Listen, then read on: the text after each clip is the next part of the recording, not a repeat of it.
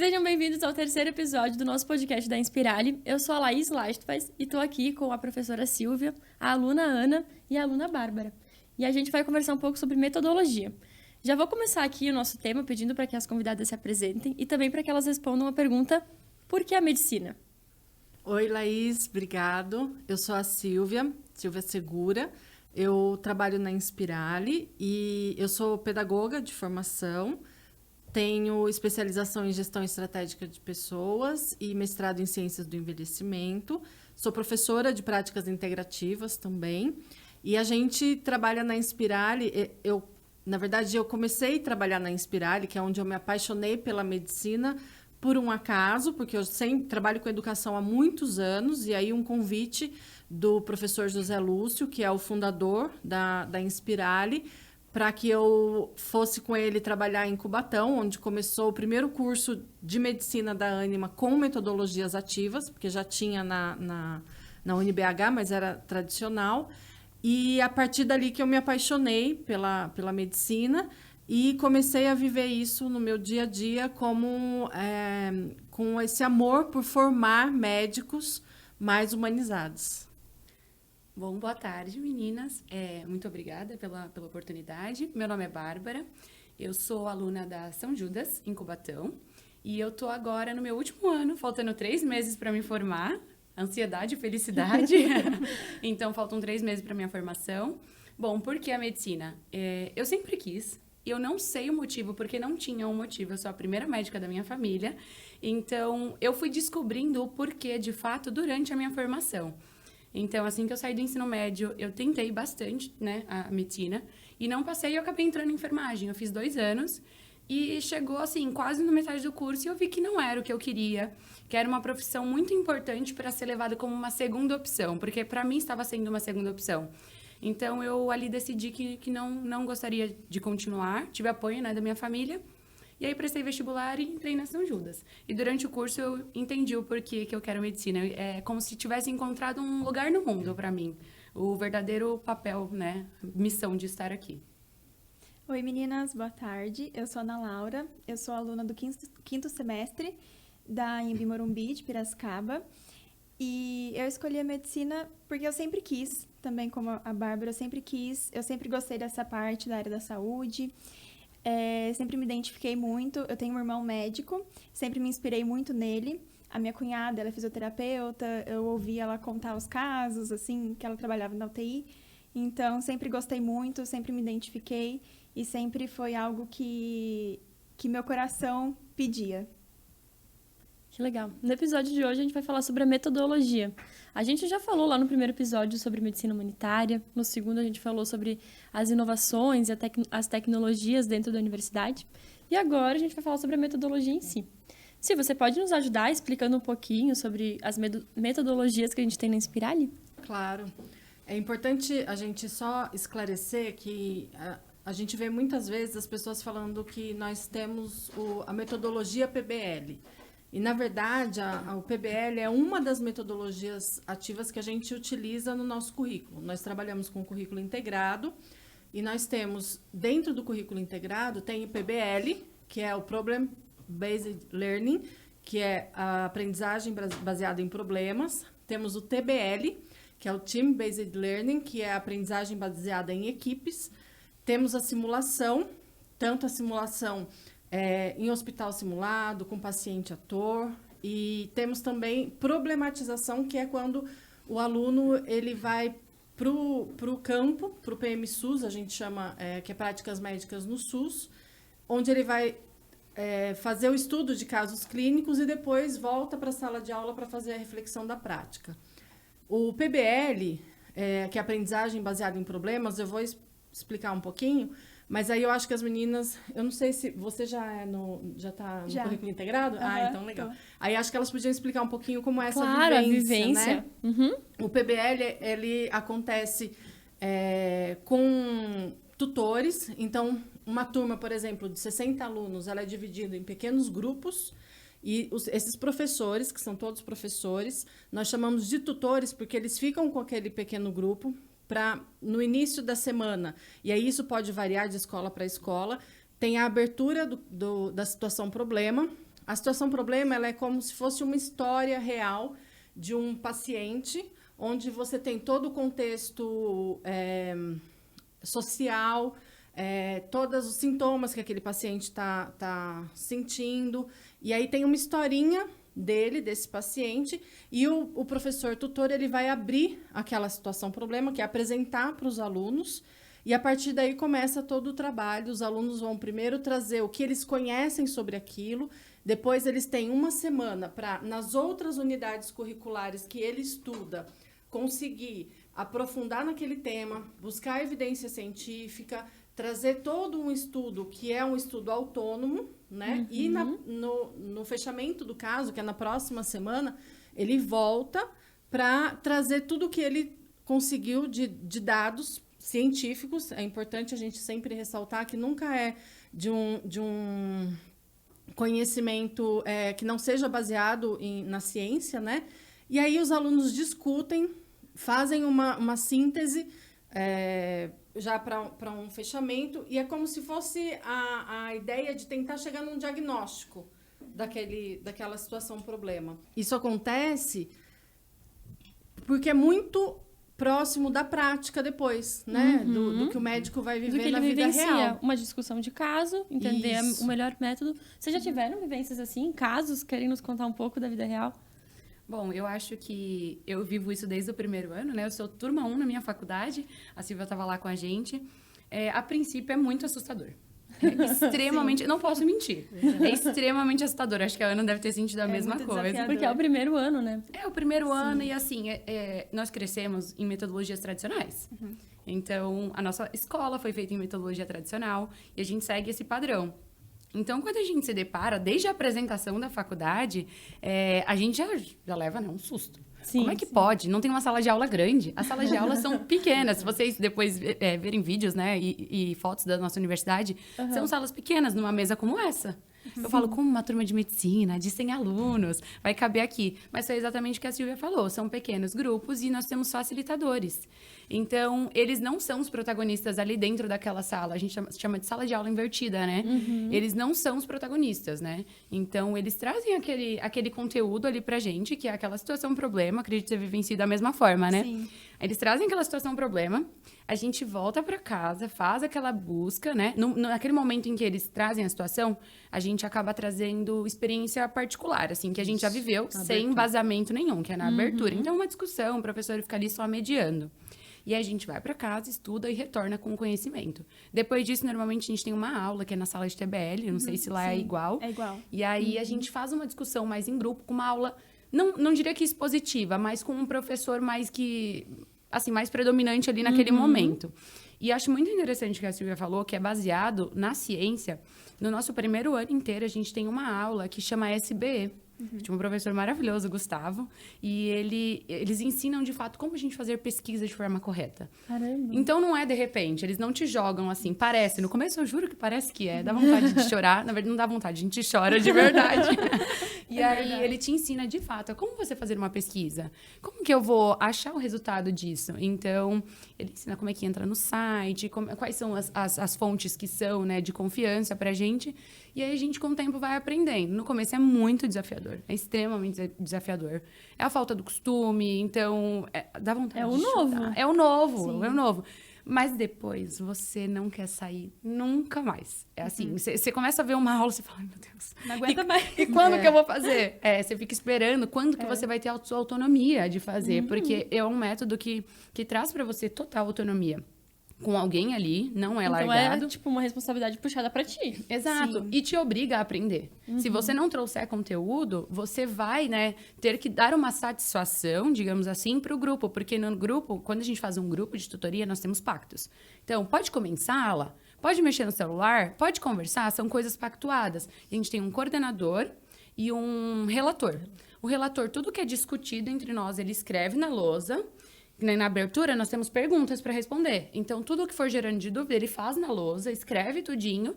E no fechamento, ele vai lá e faz um fechamento, né, digno de estudo depois. E o coordenador, ele fica ali mediando. Laís, você quer falar mais alguma coisa? Silvia, você tem algum ponto a acrescentar? Ana, vamos fazer, né, juntos isso. Então, a gente tem, assim, um preparo antes. Parece que não, mas tem um preparo para você ser jogado depois. Ah, entendi. Eu não sei se a Ana sente a mesma coisa. Sim, a minha turma foi a primeira PBL na faculdade. Eu sou a turma 5. E a turma 1 é totalmente tradicional. Podem me corrigir se eu estiver errada, mas, se eu não me engano, a turma 2, 3 e 4 é mista. Só que a minha foi o primeiro ano que teve o PBL 100%. Então, foi tanto desafiador para nós, alunos, quanto para os professores, que estavam acostumados, né, àquele método mais tradicional, mais misto. Então, no começo, como a Bárbara falou, a gente chegou na faculdade achando que era tudo jogado pra gente. E não é jogado. No começo, a gente ficou muito inseguro mesmo como aluno. E até os professores também ficaram bem inseguros no início. Mas conforme foi passando o tempo, a gente foi pegando o tranco da coisa. E aí aquela coisa, tem a abertura mesmo da SP, né? Que é a situação problema. E aí todas as unidades curriculares se conversam. No começo, a gente não entendia direito como que funcionava. Só que agora faz muito mais sentido. E tem o TBL também no final da semana. Agora não é mais no final de semana, agora é de terça-feira, mudou. Mas, assim, mesmo objetivo, que a gente se junta em grupo, a gente discute questões e a gente... É legal porque no começo da aula, o professor, ele libera questões pra gente responder sozinhos. E depois a gente discute em grupo. E aí, por exemplo, eu discuto com a Bárbara porque que eu coloquei A e ela B. Então, também cria, né, um raciocínio clínico diante disso. Nas tutorias também cria um raciocínio clínico muito importante. E depois, no final do TBL, o professor vem dar uma enxugada de tudo que a gente aprendeu. É um momento que não é expositivo, mas, né, o professor está lá na frente, tomando conta, tudo. E é como a Bárbara falou também, quando a gente vai assistir, por exemplo, uma aula de liga, que é 100% expositiva, nossa, até cansa um pouco, porque a gente está muito acostumado com essa metodologia mais ativa. dinâmico. É muito dinâmico e é muito importante isso, né, para os médicos, né, que eles têm que estar ali, né, nessa dinâmica. Essa busca por informação, por buscar soluções para uma situação, problema que vem, ela é literalmente rotineira, né? Sim. Depois que vocês se formarem, isso é literalmente, né, a profissão de vocês. Então, vocês estarem inseridas e trabalhando isso literalmente desde o ensino já deixa vocês preparadas. A gente falou do último episódio sobre como as salas avançadas preparam para que quando chega lá na UTI saiba como é que se portar, onde tem umas coisas e tudo mais. E eu vejo que isso aqui também, né? A metodologia prepara. E aí no início eu também acho, deve ser um susto, mas aí eu vou escutando vocês e penso, nossa, assim, mas se chegar a hora do vamos ver, tipo, vocês já estão já tá mais acostumadas, preparado, né? Sim. É a rotina de vocês. É verdade. E é interessante também que, pelo menos a IMB, acho que todas as faculdades, né, da Inspirali, elas prezam muito o método MCCP, que é o método clínico centrado no paciente, né? Que é quando a gente escuta o paciente ao todo, a gente enxerga ele como uma pessoa mesmo, não como uma doença, né? Então, a gente trabalha muito isso também no PBL, nas aulas práticas, nas aulas de simulações com os atores, é muito interessante. Eu acho também uma coisa muito interessante, você falou de prática agora, Laís, eu lembrei. A gente conversando, agora eu não tenho mais o TBL, porque eu tô no internato, acabando já, faz tempo que eu não vejo uma tutoria, que eu não tenho mais tutoria, feliz e triste, né, porque era um pouquinho mais tranquilo, parece que é o pior problema do mundo, mas não é, vai chegar pior. Se prepara, Se né? prepara, vai chegar pior. Mas é engraçado, porque agora dentro do hospital, a gente conversa com alunos de outras universidades, porque chega um momento, ou pelo menos o hospital, né, que a gente fica lá em Cubatão, em Santos, eles têm outros alunos de outras universidades que não são da Inspirali, que não têm um método ativo, uma metodologia ativa, tem um método mais tradicional.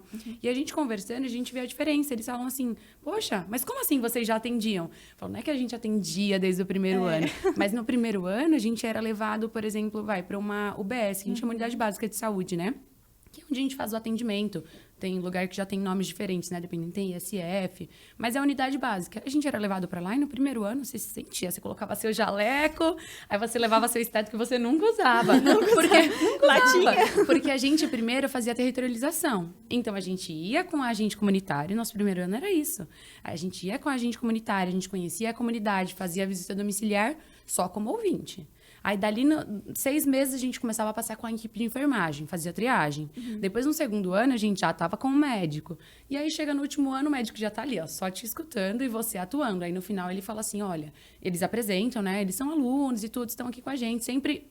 Não, acho que dificilmente a gente teve problema com isso. Algum paciente ou outro, com algum problema mais particular, não se sentia à vontade. Mas, na maioria das vezes, não tem problema. Aí, no final, ele vinha e falava, olha, eu acho que essa conduta tá ok. Eu acho que essa a gente pode melhorar. Então, a gente se sente parte desde o princípio. E, andando no hospital com outros alunos, eu percebo que eles ficam assim, ó, como? Como que vocês fazem isso desde o primeiro ano? E isso, desculpa, Claro. mas é interessante, só para complementar, e depois você pode explicar mais, é o que eu falei daquela metodologia que é de problematização. Porque depois eles voltam para a sala de aula para fazer a reflexão da prática com o professor e eles vão fazer a reflexão de tudo que eles viveram ali na UBS, né, Bá? Sim. Vocês Sim. querem explicar um pouquinho como que é? Ah, da UBS? É, a reflexão da prática. Ah, sim, depois a gente volta. A gente sempre pergunta, eles sempre perguntam se tem algum caso interessante. A gente aprende como é o funcionamento, que nem a Silvia até falou do PMSUS, né? O PMSUS são práticas médicas do SUS, que a gente tem, acho que lá também tem, né? Então a gente aprende como seria assim, como é o ideal, o que você aprende lá, qual foi o caso que vocês discutiram. Então a gente faz como se fosse uma roda de conversa, como se fosse uma tutoria também, e a gente engloba tudo que a gente vivenciou na prática, discutir isso e o que pode melhorar.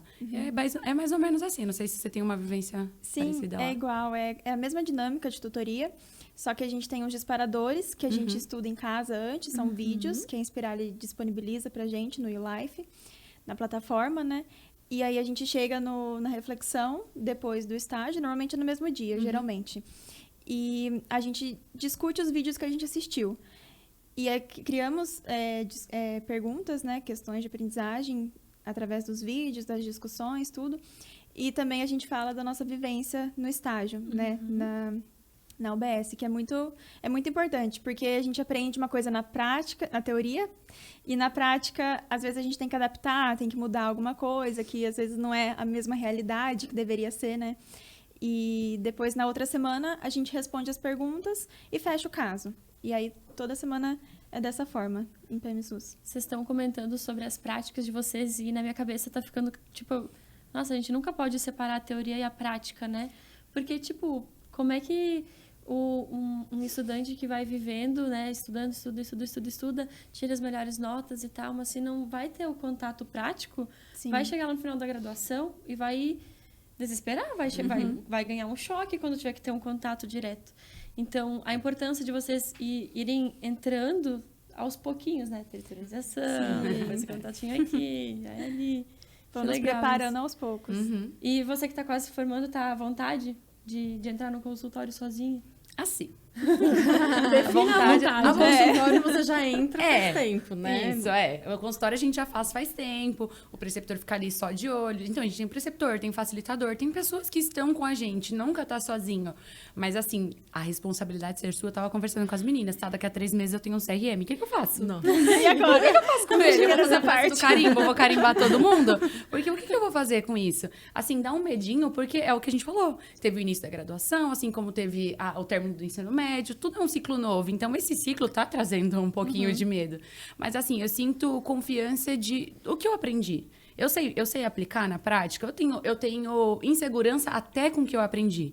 E isso não pode acontecer, entendeu? Sim. Eu aprendi, eu sei fazer, eu pratiquei, agora chegou a hora.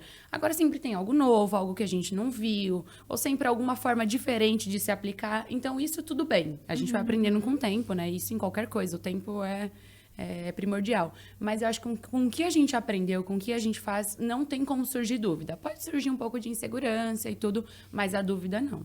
Porque a gente pratica isso. A gente só precisa agora colocar pra vida real e sermos só nós. Porque a gente até fala, vamos pegar plantão junto entre os amigos, né? Porque dá um medinho, assim, de agora sou eu. O paciente está comigo, agora é o meu paciente. A gente já fazia isso, né? Não sei se nas UBS que você passava, eles falavam assim, escolhe uma família. Sim. A gente já escolheu uma família, e acompanhando essa família. A gente Pra tem. gente era o maior problema do mundo.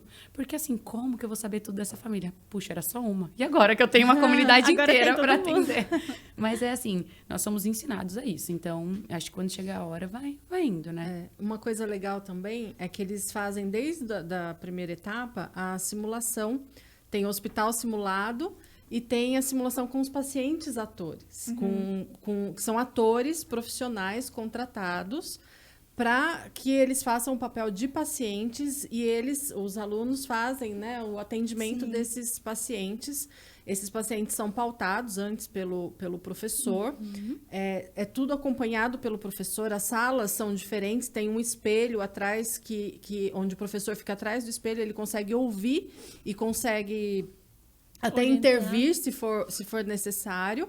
E esses pacientes, eles simulam até quando o aluno tem que dar uma notícia que um paciente faleceu, que o familiar faleceu, ou que ele está com uma doença grave, e um atendimento clínico. Isso também é muito legal, porque treina essas habilidades para quando o aluno vai para a vida real, né, para um paciente de verdade, ele precisa lidar com essas situações. Não sei o que vocês acham disso. Sim, a gente tem, né, é o HM que a gente fala, que é habilidades médicas, e a gente tem o ator, que ele simula a dor, ele simula, até quando a gente faz sinais nele, ele simula quando tem que dar positivo ou não, que ele é todo instruído pelo médico, pelo professor, né, antes de entrar na sala. E é muito legal, porque é como se a gente estivesse atendendo como médicos mesmo, né? E surge um pouquinho de insegurança também, porque particularmente, eu acho que é diferente quando a gente está na unidade. Que quando a gente está na faculdade, tem um professor avaliando, né? Vendo ali o que você está errando, o que você tem que fazer direito e tal. E aí você fica meio assim. Mas é interessante que a gente não vê o professor, né? Porque tem esse vidro, que ele vê a gente, mas a gente não vê ele. E é tudo simulado. É muito legal. Inclusive, semana que vem eu tenho prova de HM. E... Se sente preparada? Ah, sim. É tranquilo, mas dá uma insegurançazinha, sabe? Um medinho. Porque a gente é bem preparado.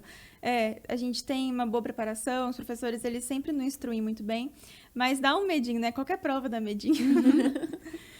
Eu sempre achei muito legal. E todo mundo, assim, eu sou a primeira médica da família, mas assim, entre os amigos também que fazem outras universidades, né, outros cursos também, eles falam, mas o que é esse negócio de metodologia ativa? Sim. O que é PBL? Eu explicando como é a faculdade, eu tive que mandar foto para as pessoas entenderem, eles acham super legal. É um espelho? Como assim? Porque às vezes a gente tá em aula, já postei foto assim, sabe, mostrando o espelho, porque nós alunos também ficamos como ouvinte, né?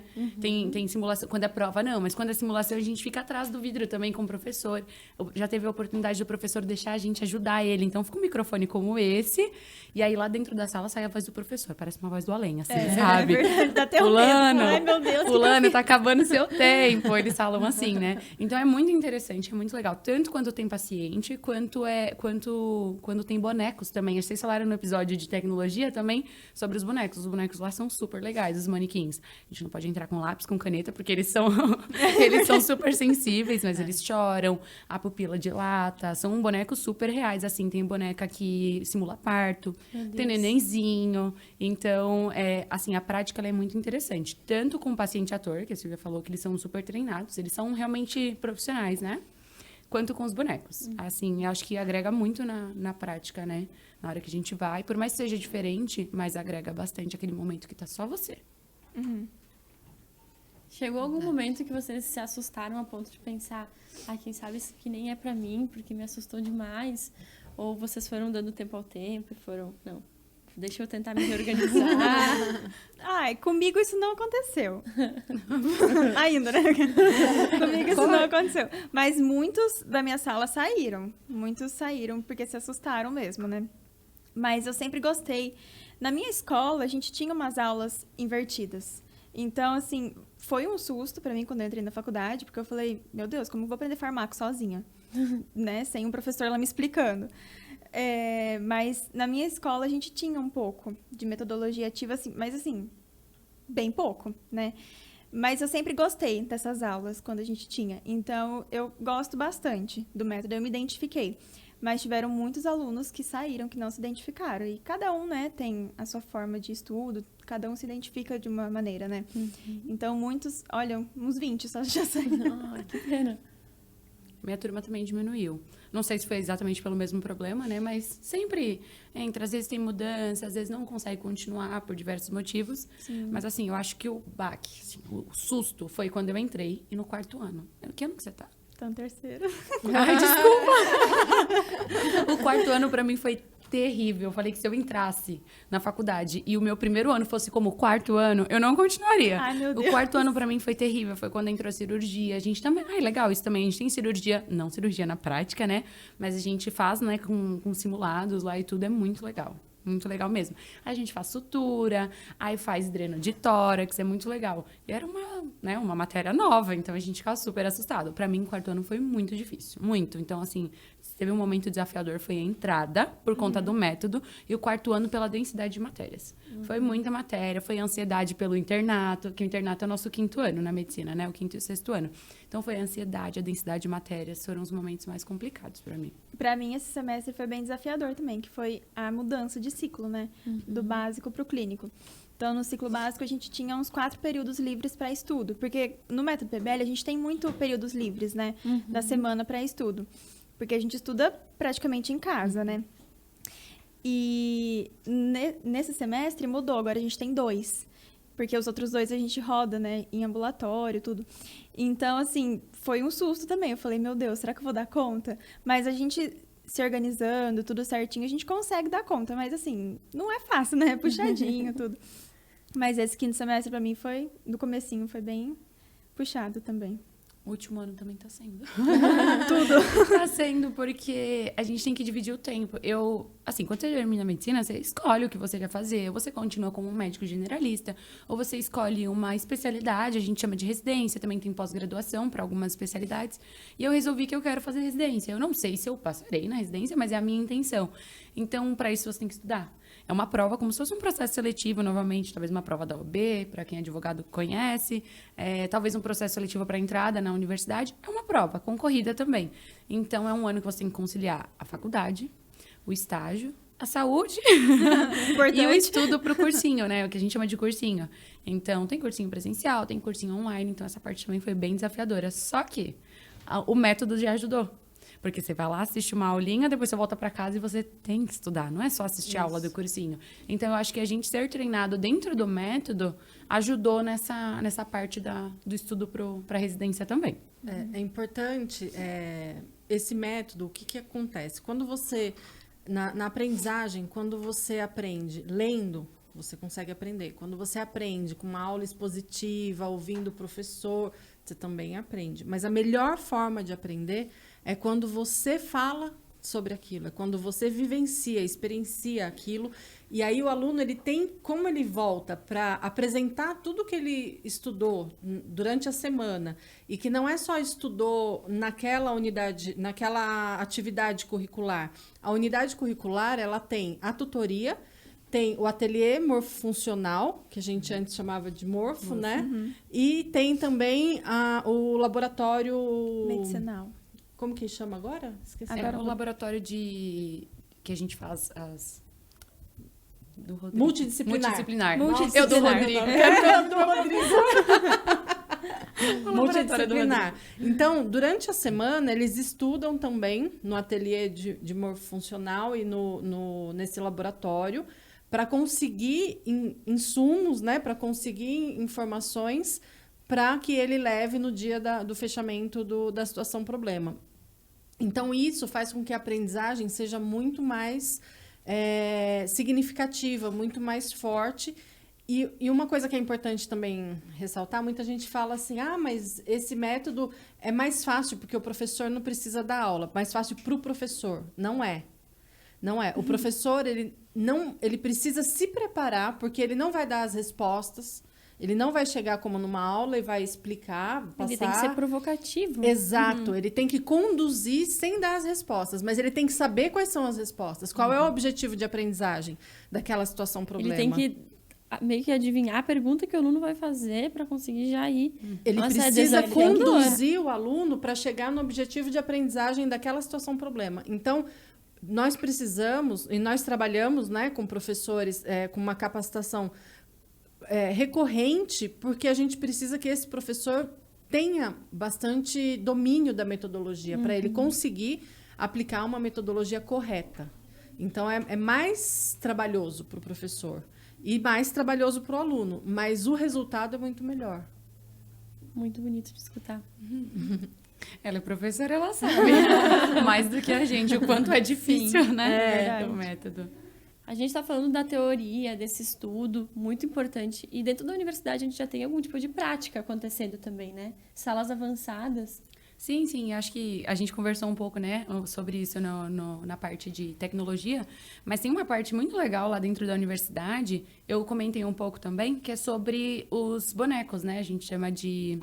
Manequins? Manequins, isso. São os nossos simuladores. Nessas salas que a gente tem, são as mesmas que a gente usa para atendimento de paciente e ator. Tem umas que são um pouco mais avançadas, que nós temos monitores. Sabe aqueles monitores do hospital? A gente vê a pressão arterial. Eu ia falar já termos técnicos. Vê a pressão arterial, vê a saturação do paciente, quanto de oxigênio está ali, né, rodando. Então, é como se fosse um hospital mesmo, uma sala de emergência. E nós temos os bonecos lá. Os bonecos, eles são super reais mesmo. Eles têm a pele já bem parecida. Tem desde adulto a bebezinho e também tem gestante. Então, o professor, ele fica do outro lado do vidro, é um vidro que só ele consegue nos ver, né? E eles ficam monitorando os bonecos. Então, o professor coloca junto com o técnico, né, que ajuda, o técnico é extremamente importante dentro da nossa universidade com o nosso método. Sim. Porque eles que entendem toda a parte ali as atualizações dos bonecos e tudo. Então, eles colocam o boneco para fazer uma desaturação, eles colocam o boneco para ficar hipertenso, eles colocam o boneco para gemer de dor, para fazer dilatação na pupila. Eles gritam, é absurdo. E aí você chega lá, tá gritando. Eu falo, meu Deus. A mãe tem o parto, né, tem o parto. Que ela grita mesmo, você entra em desespero, quem não é médico. Tem que cortar o cordão umbilical e tudo. E aguenta. Então. E, assim, o professor, ele consegue fazer tudo. Então, supondo que ele veja que os alunos não estão conduzindo de forma correta ou da melhor forma possível o caso, ele coloca o paciente para entrar em óbito ou para ter uma piora clínica. E se você está indo bem, ele fala, puxa, agora tem a parada, por exemplo, uma parada cardiorrespiratória, é o que a gente aprende bastante na parte de urgência e emergência. Tem uma professora na universidade que para todos os bonecos. Todos. Ela dá choque em todo mundo. Que ela coloca todo mundo para entrar em óbito. Que é pra gente dar aquele gelo e falar, caramba, meu paciente faleceu. E se fosse real? Entendeu? Sim. E dá aquele gelo. E aí você fica mais motivada a estudar. Mas é muito interessante, porque os bonecos, eles simulam, de fato, um paciente. Normalmente, a gente usa eles em urgência e emergência, que um ator não conseguiria simular de forma tão real, porque precisaria, de fato, morrer. estar saturando. Exatamente, entrar em óbito. Eu não queria falar isso. Mas ele não conseguiria chegar tão perto quanto um boneco chega. Assim como na parte clínica, o boneco não chega como o paciente ator chega. Então, eu acho que um complementa o outro, dependendo do nível que você está dentro da universidade, então, do seu período, né? É muito interessante. Eu brinquei isso de morrer, porque essa que é a questão da simulação. É onde o aluno pode errar. Ali ele pode errar quantas vezes for necessário, porque a hora que ele vai para a vida real, o médico não tem essa chance, né? Porque aí é a vida da pessoa. Então, a simulação realística, ela tem esse objetivo de treinar as habilidades médicas para que o aluno vá depois para o hospital e ele seja um médico de excelência mesmo. E, Ana, para você, como é que fica? Você já teve algum tipo de experiência? Como é que tá sendo? Tá na expectativa de ter? Então, tô na expectativa. Eu acho que no próximo semestre? No próximo ano? No próximo ano. No próximo ano, então. Eu já vou ter mais essa experiência com os bonecos. Mas a única experiência que a gente teve até então foram com os pacientes atores, né?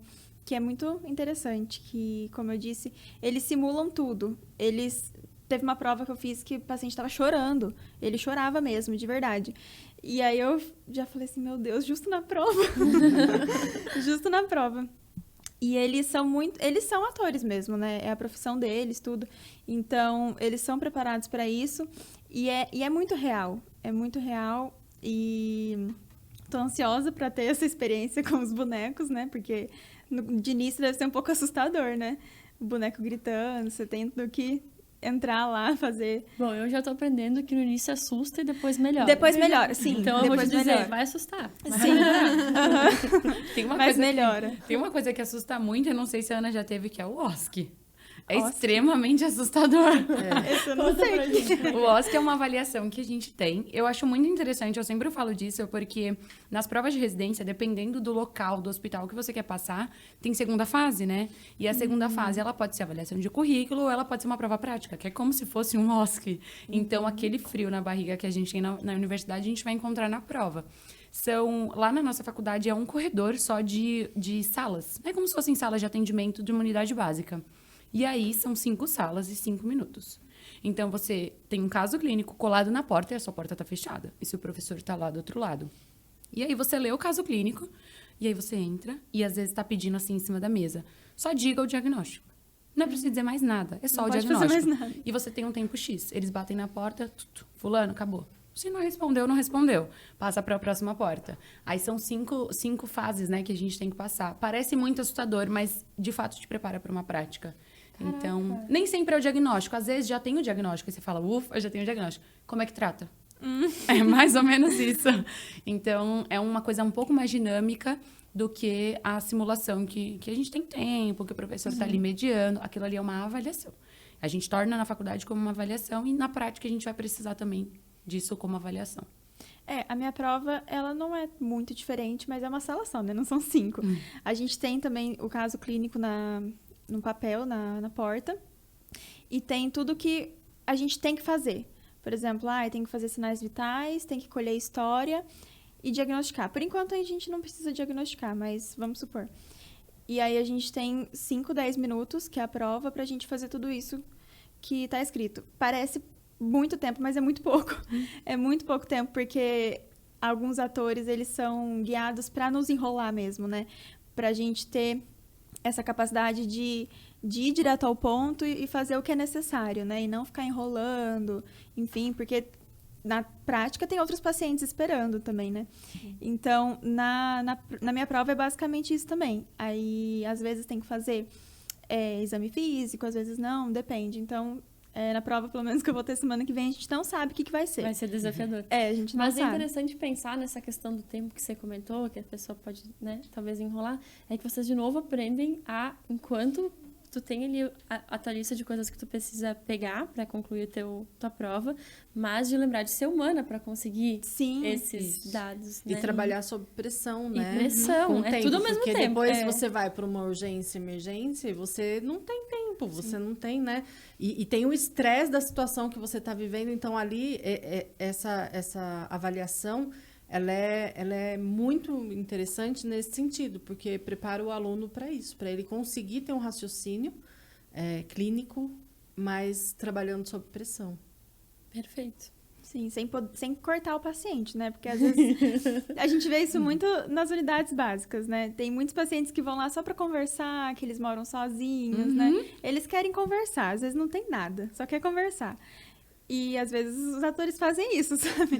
E a gente não pode virar e falar assim, olha, deixa eu terminar, né? Não, a gente tem um jeito de conversar, de cortar, né? De o paciente. Nossa conversa. Isso aqui vai linkar muito com o primeiro episódio da nossa conversa também, que é medicina humanitária. A gente vive isso na Missão Amazônia. Fui acabar para a Missão Amazônia e vi isso também acontecendo lá mas também, tipo, o meio termo que vocês precisam aprender ali no meio, né? De dar o espaço para ele, sim, falar e escutar, mas de também, né, ponderar com a obrigação e com o que vocês precisam, né, de tempo e tudo mais. Isso que eu estava falando, né, do raciocínio clínico. Como que você acha que isso contribui hoje, que você já é praticamente uma médica formada? Quase, né? Então, eu percebo que tudo que a gente construiu durante a universidade faz com que agora, nessa última etapa, a gente dentro do hospital, tanto urgência e emergência quanto clínica, a gente consiga, assim, ver um paciente, né, por completo, e raciocinar, assim, o que o paciente está precisando agora? Qual que é a maior demanda? Porque eu acho que quando a gente estuda de forma tradicional, a gente tem cadeiras, né? Assim que a gente fala na medicina, é dividido por cadeiras. Então, eu tenho dermatologia, eu tenho psiquiatria, aí tem a parte clínica, tem ginecologia. Então, todas essas cadeiras, quando você pega um paciente, ele não tem uma cadeira só. Ele não tem só uma patologia de uma especialidade médica. É um paciente por completo. Ele tem fatores socioeconômicos envolvidos, tem o fator social, tem o fator da própria patologia em si, né? Então, quando a gente pega um paciente, ele não tem só a patologia em si. Essa patologia, ela pode estar envolvendo todo esse fator social do paciente. Então, quando a gente faz parte do método, né, dessa metodologia ativa, quando a gente busca pelo conhecimento, esse conhecimento em espiral que a gente chama, a gente pega um paciente e a gente consegue olhar todos os âmbitos que ele precisa. Então, não é só a parte ginecológica que uma mulher precisa de um ginecologista. Então, acho que o raciocínio clínico, ele entra nisso. Desde o princípio, como a gente falou lá no começo, a situação, o problema, ela traz isso pra gente. Ela traz um paciente completo.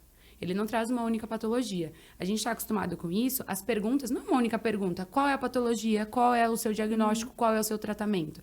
É um fator muito, muito grande, né? Incluído nisso. Então, acho que isso traz muito para a nossa prática. A gente consegue olhar o paciente por completo, resolver, sem esquecer, porque a gente fala muito de médico humanizado, mas a gente precisa de ciência. Isso é um fato. Então, eu acho que no método a gente consegue unir essas duas vertentes muito importantes para a medicina e fazer um ótimo raciocínio clínico para ajudar o paciente de forma completa. Legal. Você já tem tido contato com alguma experiência parecida? Já está formando pensamento também? Te identifica? Então, o PBL ele traz muito desse raciocínio clínico pra gente desde o início. Porque, pelo menos nas tutorias, a gente lê o caso, a gente tem a historinha, tudo, e a gente discute em cima desse caso. Às vezes, eu acho que é uma patologia, a Bárbara acha que é outra, e aí a gente discute e o professor, o tutor, né, ele tá lá guiando a gente, então a gente cria esse raciocínio clínico a partir desses casos, né, desses problemas. E eu acho que é o objetivo do PBL mesmo, né, criar o raciocínio clínico. Isso é muito elogiado, Laís, nos É estágios. mesmo. Né? Eu acho que ela passa por isso. Sim. A gente chega no estágio, o professor fala alguma coisa, o paciente tal, tá assim, assim, assim. E assim, o nosso grupo, ele tende a ser mais ativo nas respostas, ter mais vontade de participação, porque a gente tem essa sede. Nós nos tornamos um pouco curiosos, né? Porque a gente tem que buscar tudo, né? Por conta própria, de forma bem autônoma. Então, eu acho que isso traz, nossa, uma visão diferente para os profissionais, porque normalmente nossos preceptores de estágio são médicos formados há um tempo, normalmente são líderes daquela chefes, né, daquela equipe, então não tem tanto contato, às vezes uns nem sabem o que seria um PBL. Então a gente chega e explica, eles falam, nossa, que legal, raciocínio clínico, eles sempre elogiam esse foco, Esse assim, ponto. é bem legal ver isso, porque eles veem o quanto a gente consegue desenvolver, e o que a gente não sabe, eles falam e a gente já consegue entrar, sabe, por mais que a gente não conheça a patologia, a gente consegue entrar no link do paciente, quem é aquele paciente, o que ele está passando. Eu acho que isso é muito bem visto, assim, dentro dos campos de estágio que a gente Já vai. é um diferencial de vocês Já. quando Sim. entrarem. Uhum. Outra bom. coisa bacana, não sei se vocês vivenciaram ou já vivenciam isso, que é o CIS, que são as Clínicas Integradas de Saúde, que as nossas escolas têm, que são atendimentos que os alunos fazem, né, consultórios de especialidades nas escolas mesmo. Não sei se lá em Cubatão, como que tá? Tem uma policlínica que a gente chama lá em Cubatão, que tem diversas especialidades. Todos os pacientes que vão lá, eles sabem que é um local para alunos, né? Um local escola, que a gente chama. Clínica escola, Clínica né? escola, né? O hospital tem hospital escola e tudo. E lá os pacientes sabem disso. E eles ficam super felizes. Olha, que grupo. Eles falam bem assim, nossa, quanta gente para me ver hoje. E a gente sempre brinca, olha, aqui a equipe tá completa. Normalmente não tem problema com isso. E é um local seguro pra gente, né? Porque por mais que estejamos ali à frente daquele atendimento, junto com o paciente, tem sempre um preceptor. Então, o nosso preceptor, ele nunca deixa um paciente ir embora sem ele averiguar, até porque o carimbo é dele, né? Então, a conduta final é sempre a do nosso preceptor, mas ele deixa com que a gente conduza todo o caso, porque é isso que a gente vai precisar na prática.